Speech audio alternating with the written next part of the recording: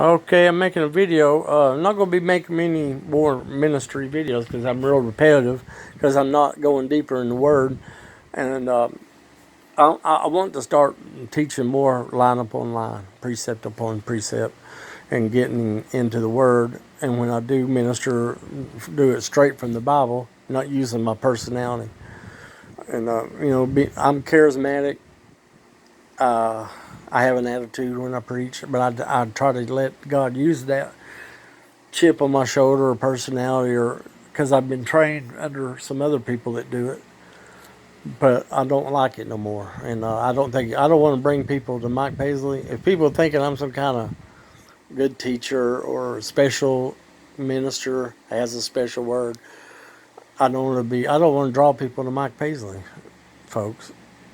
And I don't like teaching with personality, making people laugh or making drawing attention to myself in any way, because if it don't draw attention to the Word and Jesus, I want to go deeper in the Word and just preach without personality more and just teach and let the Holy Spirit do the teaching instead of my attitude or me making. Even if I do make some good solid points, which I think I do, but I just do it with a chip on my shoulder. I know I do, and an attitude, and but yeah, I try to use it in a way to get people's attention. And I come up under Brother Norval Hayes, and he did it that way.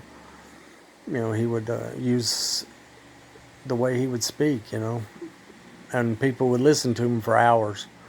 And but the thing about him, the Holy Spirit would really show up, and he would he'd stay in the altar and pray for people, and that was his goal. He wanted the Lord to minister to people. But what I'm just saying is that I don't do that. I'm on YouTube, or I'm on Facebook. I'm not in services before man.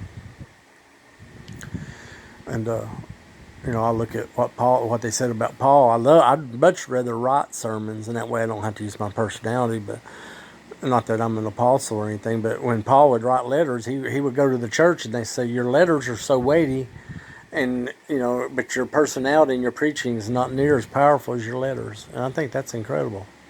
And I would like that to be about me. I would rather write things in Revelation than in letters than be standing up in front of man and them going, "Wow," and any great Bible teacher, and have crowds. Because I'm not. That would scare me, because I would rather be more influential in words and not in a personality. Because there's scriptures that talks about that. We didn't use persuasiveness, or we didn't want to draw attention to man. Me being charismatic. Now look, I was a terrible talker, and I didn't want to talk. I've only been doing this year and a half, and I made a few messages back in the '90s on a cassette tape about the cross, and I did a whole message on the cross. It's funny. I had like 7 preaching messages on the cross. I remember that I'd study at Bowaters on my job, and nobody really had those messages too much in that day. There wasn't a whole lot on the cross, on dying the self and the ministry of the cross. And I remember one of my messages, the death that's working in you will bring life to others. Paul said that. He said we die daily, and this death that's working in us, even though this death is in us, it's bringing life to you. And that's the way it is. Unless a seed fall to the ground and die, it cannot bring forth life. We see that in God's natural world. Death always brings forth life, or life for something else. Even if an animal dies, a possum gets to eat it, or Indians, they would live off the land.